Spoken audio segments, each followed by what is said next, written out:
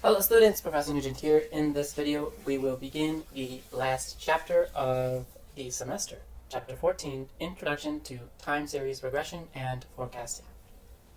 We're focusing on discussing what is different with time series data as opposed to cross-sectional data. In later videos, we'll look at defining lags, differences, and autocorrelation. We'll discuss forecasting, stationarity, and the mean squared forecast error. We'll discuss autoregressions, the autoregressive distributed lag model. We will discuss estimation of the mean square forecast error and forecast intervals. We'll discuss lag length selection using information criteria. And we will conclude the chapter by discussing non-stationarity that arises because of trends and breaks. So what is different with time series data? Time series data are data collected on the same observational unit at multiple time periods. An example is aggregate consumption and gross domestic product for a country. For example, 20 years of quarterly observations. So we're thinking about 20 years of observations of economic output for the same country, such as the United States. You're looking at what happens each quarter for economic output for the United States. Okay, so you have the same unit over time.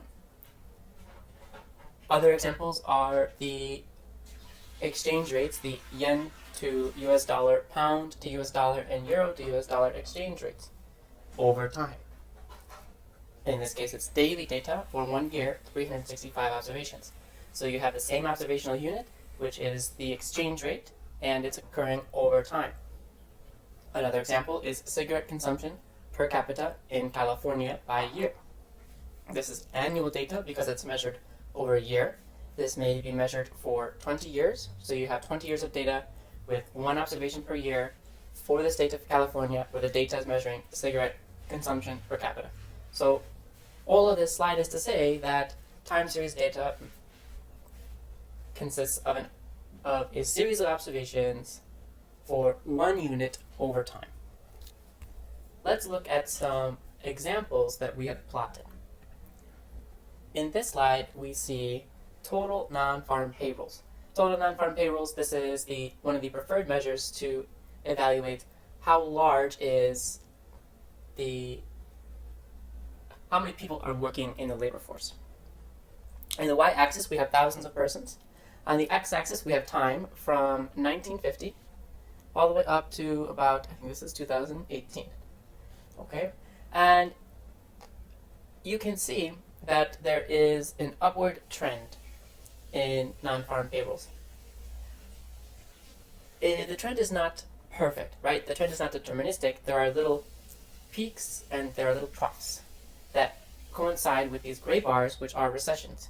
So you had the 2008-2009 recession here, you had the 2001 recession here, the 91 recession here, this was the 82-83 recession here, 1980 recession here, and during all these recessions, you see that non-farm payrolls go down. Aside from the troughs, in general, you have a trend upwards. And what we can conclude from this is that an observation, so we're looking at, I believe we are looking at yearly data here, annual data. An observation last year is a good prediction of what the value of the observation this year will be. And so what we are observing is persistence. And this is what makes econometrics with time series different, is that our IID assumptions change because the value of non-farm payrolls in 2009 is going to be correlated with non-farm payrolls of 2008. Okay, so you have this, what we call autocorrelation. There is persistence in the value of non-farm payrolls. And in this case, the persistence takes place in terms of stochastic trend.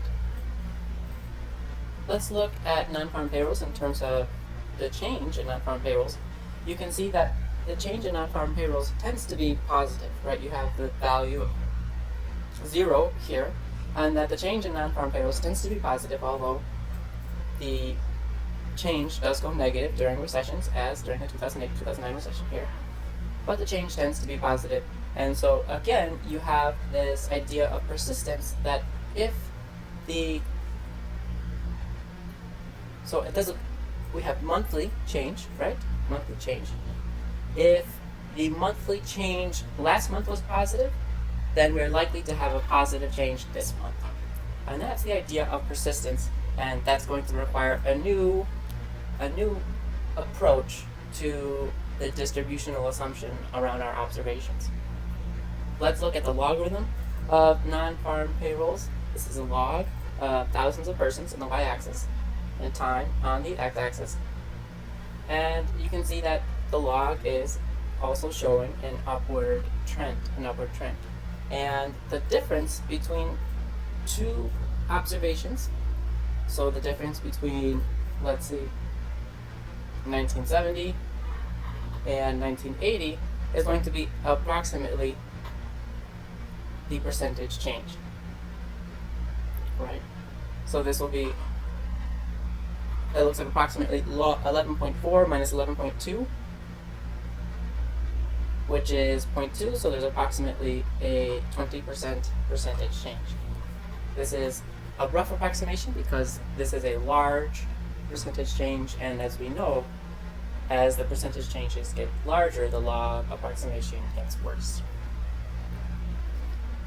Let's look at monthly percentage change of total non-farm payrolls, and this is a very interesting plot because you can see that up until 1980, that's about 2, monthly percentage change in non-farm payrolls was very active. It was very active, and then monthly percentage change really slowed down. So there was a lot of dynamism occurring in the labor market between 1950 and about 1980, and then it slowed down. And part of this is the Great Moderation. Let's look at the percent unemployment rate, and you see these peaks during the unemployment rate. The peaks during the recession, right? So 2008-2009 recession, you had a peak in the unemployment rate. 1982-1983, there was a peak there. So there is still an idea of persistence, but there's also a lot of cyclicality in the unemployment rate.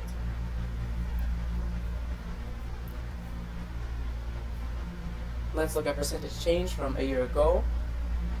In terms of, we're looking at consumer price index for all urban consumers, all items, percentage change from a year ago. So what does this measure? This is essentially measuring inflation, right? This is our measure of inflation, which tends to be, we think of the target as around 2.5%. There's not an inflation target, but that's the comfortable number, 2.5%. And we can still see that there's persistence, right? If you look here, observations last month are a good prediction of what the value of the observation is going to be this month. But it's not a perfect prediction because there's also a lot of volatility going on, especially when you have things like recessions. And so this change, let's talk about what happens during this change in the consumer price index during a recession. Prices fall. What's happening to aggregate supply and aggregate demand? Here's the aggregate demand, here's aggregate supply. Aggregate demand is shifting inward, and so price levels fall, right? And that's what you see here, is that the price levels fall. Here we have the 3-month Treasury bill, secondary market rate in terms of percent on the y-axis, and again time on the x-axis. You have persistence because the value over the last quarter is a good predictor of the value over the next quarter. There is still some element of randomness but it's a good predictor. You can see this. When you have recessions, the interest rate drops, right? The interest rate drops, and a lot of that is due to monetary policy. But you also have the interest rate shooting up, and that could be monetary policy, and that could also be market forces. So while yt minus 1 is going to come into play to predict yt, there's also going to be a role for other variables, independent variables, to predict our outcome variable. Let's look at the financial time series. We're looking at the percentage change in daily value of the Wilshire 5000 total market index. So this is an index of a lot of stocks. And you can see that in this case, there's virtually no persistence. There's no way to predict what the value will be tomorrow based on the value of today. And this is evidence of efficient capital markets, because if you could predict the value or where markets will go tomorrow based on where markets went today, then you could carry out a buy low, sell high strategy very easily. But folks, efficient capital market says that the value of the stock is already priced into its market price, that all information is contained in that market price. So we are unable to predict where markets are going to go tomorrow based on where prices went today, and that's exactly what we see in this plot. Let's briefly think of some uses of time series data. One of the biggest uses is forecasting. All right. There is estimation of dynamic causal effects. So how do causal effects change over time? For example, if the Federal Reserve increases the federal funds rate now, what will be the effect on rates of inflation and unemployment in 3 months and in 12 months? And we know that this is an important question because the way that the federal funds rate impacts the economy changes over time. What is the effect over time on cigarette consumption of a hike in cigarette tax? So people may, the way that behavior changes over time is an important question. And people may at first be willing to absorb the tax, but over time may be more elastic. The demand may be more elastic with respect to the tax. And so we want to be able to get at those dynamic causal effects. We know that price elasticity of demand is more elastic over time, and so that's why we want to be able to estimate dynamic causal effects. Modeling risks is huge for financial markets. One aspect of this is modeling changes and variances in volatility clustering, and so if you're interested in this, please read Chapter 17. Applications outside of economics include, well, this is not outside of economics because I do a lot of this work, environmental and climate modeling and engineering, system dynamics, and computer science. So I do a lot of this stuff, the environmental and climate modeling and the engineering and stuff. This is a lot of what I do in my job. In computer science, this is also really important.